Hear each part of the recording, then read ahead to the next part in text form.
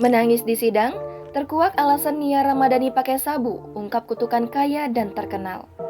Artis Nia Ramadhani dan suaminya Ardi Bakri kembali menjalani persidangan kasus dugaan penyalahgunaan narkoba.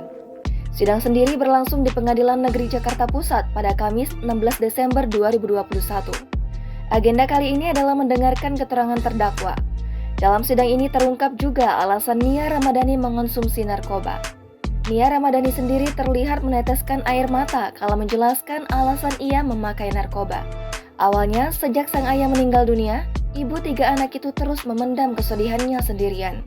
Kendati demikian, Nia sempat menceritakan keluh kesahnya itu kepada orang lain. Namun, ia belum menemukan titik terang dari permasalahan yang menyelimuti dirinya kala itu. Di tengah-tengah pengakuannya, istri Ardi Bakri itu menangis hingga sulit untuk melanjutkan perkataannya. Dia pun kemudian memutuskan pakai narkoba pada April 2021 untuk menghilangkan beban yang ada dalam dirinya. Jangan lupa subscribe, share, komen, dan like ya!